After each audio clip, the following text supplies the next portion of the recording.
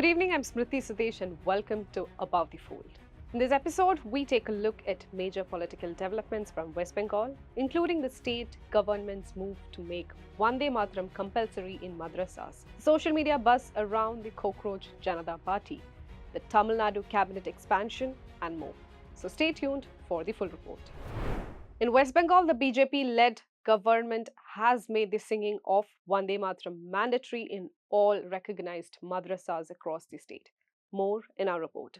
The West Bengal Directorate of Madrasa Education has issued an official order making the singing of Vande Mataram compulsory during morning assembly prayers in all government, aided and recognized madrasas with immediate effect. The directive applies to government model madrasas, recognized government aided madrasas, approved MSKs and SSKs, as well as recognized unaided madrasas across the state.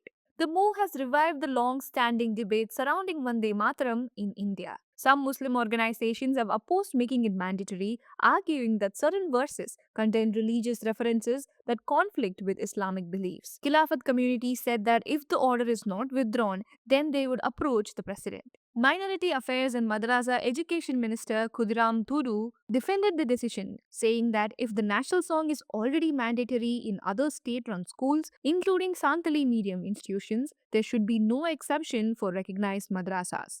The decision has also triggered political reactions from opposition parties. On May 13, the West Bengal Education Department had issued an official notification making the singing of Vande Mataram compulsory in state-run schools. To give us more insights, we are now joined by our Kolkata Chief of Bureau, Shiv Sai Singh. We know that soon after the BJP government came to power, there was a similar order for all schools, state-run schools. Now, after a week, we have this notification saying that all government-aided madrasas and even non-aided madrasas should have their morning prayers with Vande Mataram. So, what reactions we are getting here is we have got some reactions from parties like AGUP, Humayun Kabir, and some from Jamaat Ulema Hind and all that, who's saying that this is not the job of the government, and government should not, this is getting into the area of religious freedom and all that. And the BJP has of course reacted and said that this was their policy. They had campaigned on this, and they had said that if they come to power, they will make Vande Mataram compulsory. Now we should also look at this in totality, because it's not even 2 weeks. It has been 12 days since the new BJP government has come to power, and we see a host of other notifications, circulars, which we are reporting, from a gag order on officials to to this newfound detect, delete, deport, infiltrators. Also, this new kind of a notification on animal slaughter. So we have to look at it in totality. And yes, this is a controversial issue, and in days to come, we will see more reactions, both political and all that. So actually, it will all depend on how do these institutions, who are funded or aided by the state government, respond to it. We might also see a drop in the budget for madrasa education. It's a separate department from other than the school education in West Bengal, and this budget of madrasa department was also quite an issue which the BJP leaders raised during the election campaign. In another development, West Bengal Chief Minister Suvendu Adhikari has announced that the government will identify, delete, and deport all illegal infiltrators from the state. The announcement comes amid heightened political debate over illegal immigration and voter list verification. According to the Chief Minister, the state administration, along with the police, will identify illegal immigrants and hand them over to the Border Security Force for deportation. There is also another update from West Bengal. West Bengal Chief Secretary's office has issued an order prohibiting government officials and police personnel from speaking to the media without prior authorization. The order, shared by TMC General Secretary Abhishek Banerjee on social media, also bars government employees from publicly criticizing the center of the state government and from making media contributions that could strain ties between governments. Moving on, if you have been on social media this week, you might have seen a lot of cockroaches on your feed. That's because of the launch of the Cockroach Janata Party, an online satirical political movement that has attracted millions of followers.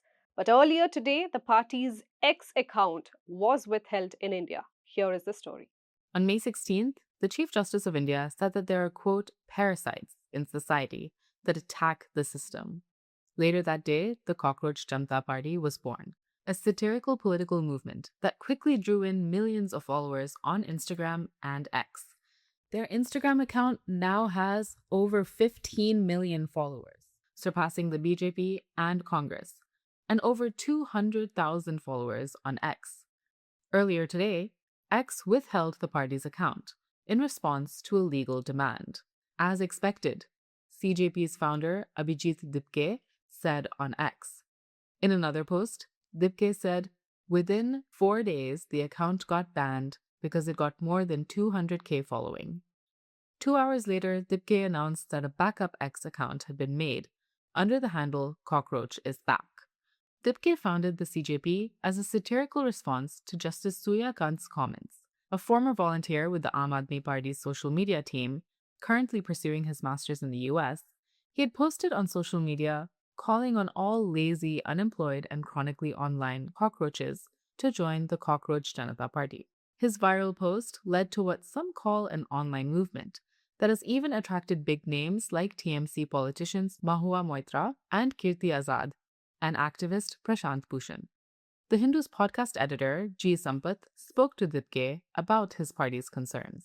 We do the way the some other person who is much older than us do. It's just the way you communicate or talk about it. When you look at these people, they won't be talking about articulated words like me, because I'm a bit elder to them, like let's say by 4 or 5 years. So I have those vocabulary. These people's vocabulary is different. What they do, they mock. So I when I was speaking them, like, what do you think about the democracy? They're like, कौन सी democracy की बात कर रहे हो? Democracy है यहाँ. So they won't talk like me to say that, they won't bring up the necessary issues, or they won't try to explain how things are going wrong. They would rather mock it. That is their style. They would rather use dark humor to describe the situation. And that is something very new to Indian politics. Because Indian politics is not used to humor or satire or to dark humor. But it's not that they don't understand it, they don't get affected by it. They do understand it, trust me. I have spoken to hundreds of them until now. In last 4 days, I'm trying to respond to everybody, even try to get them on calls, and they are deeply concerned about the state of democracy in India. So it would be a grave mistake to say that these young kids don't understand it. They understand it way better than anybody does. It's just that their way of communication is different, their way of expressing their concern is different, which we are not used to.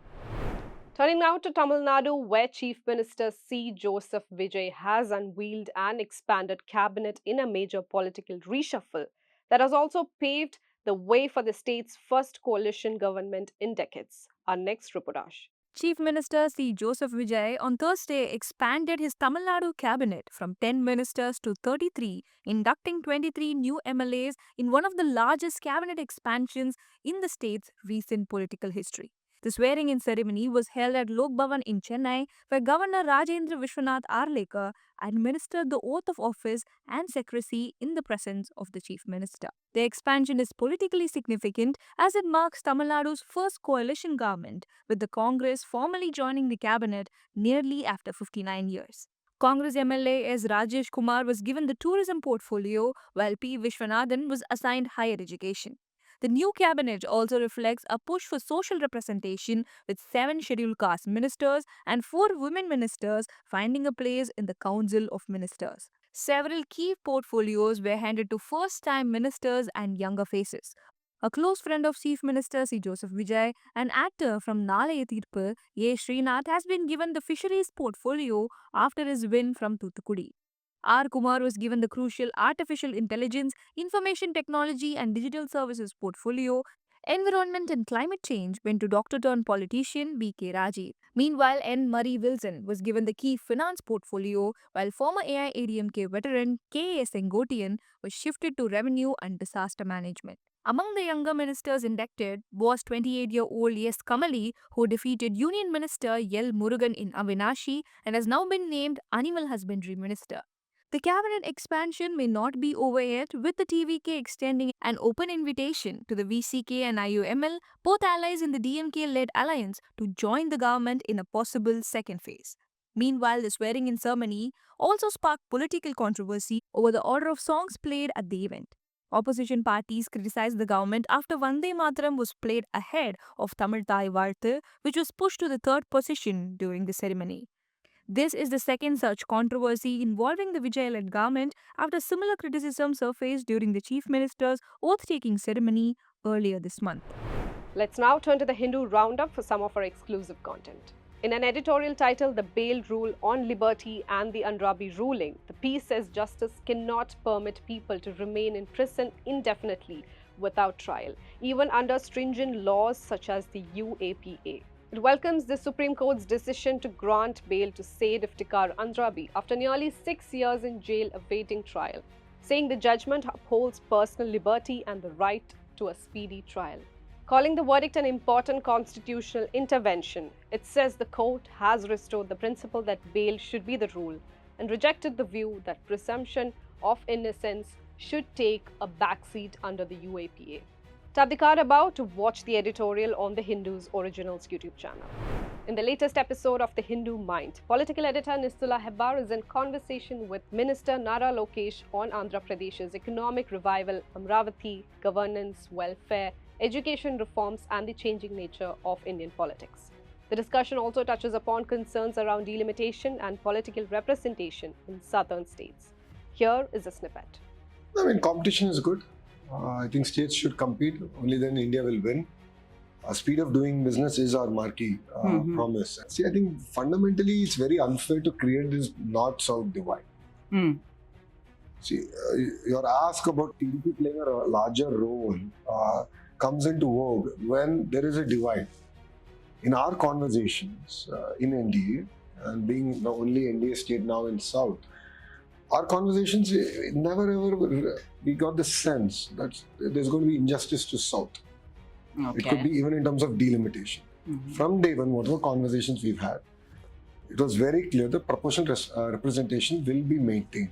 But it was not there in the bill. I agree, it was not there in the bill. But the Honorable Home Minister made it very clear on the floor of the House that if required, we'll bring in the amendment now. But politics triumphed the whole conversation. Okay. See, there's a larger issue, right? Article 81. In other news, the Delhi court has expressed prima facie reservations over Rajya Sabha MP Raghav Chadha's plea, alleging violation of his personality rights through AI-generated deepfakes, manipulated videos, and defamatory social media posts linked to his alleged shift from the AAP to the BJP. Hearing the matter, Justice Amit Bansal observed that the issue appeared to involve criticism of a political figure over his political decisions rather than a personality rights violation, and remarked that the line between criticism and defamation is quite thin. Appearing for Chadha, senior advocate Rajiv Nair argued that some online posts falsely portrayed the MP as having sold himself for money, crossing the line into defamation. The court, however, distinguished political criticism from the commercial misuse of personality rights and referred to earlier Shashi Tharoor case, where protection was granted because of Tharoor's distinctive public persona, stressing that freedom of speech under Article 19 cannot be curtailed lightly. The court directed that the plaint be registered as a suit. Up next, Israel's far-right National Security Minister Itamar Ben-Gvir has sparked international outrage after posting a video showing detained pro-Palestinian activists kneeling with their hands tied and foreheads on the ground after Israeli forces intercepted a Gaza-bound flotilla. The footage, captioned "Welcome to Israel," showed dozens of activists being held at Ashdod port while the Israeli national anthem played in the background. It also shows Ben-Gvir heckling and waving an Israeli flag amongst the detained activists. The video drew condemnation from several countries, including France, Spain, Ireland, Italy, Greece, and Turkey, with many summoning Israeli diplomats and demanding the immediate release of their citizens. Even Israeli Prime Minister Benjamin Netanyahu criticized Ben-Gvir's conduct, saying it was not in line with Israel's values and norms, while Foreign Minister Gideon Saar called it a disgraceful display. The flotilla, organized under Global Sumud Initiative, was attempting to challenge Israel's blockade of Gaza, which has been in place since 2007. Israel has dismissed the mission as a publicity stunt supporting Hamas. And finally, India has postponed the 4th India-Africa Forum Summit, scheduled for May 28 to 31, amid the Ebola public health emergency in parts of Africa. The Ministry of External Affairs said the decision was taken after consultations with the African Union and the African Union Commission in view of the evolving health situation on the continent.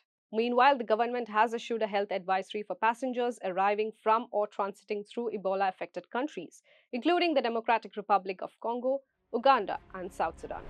And that's it for today. Thank you for watching. Please share your thoughts on today's episode in the comment section. If you found this video useful, don't forget to share it and save the Above the Fold playlist so you never miss an update.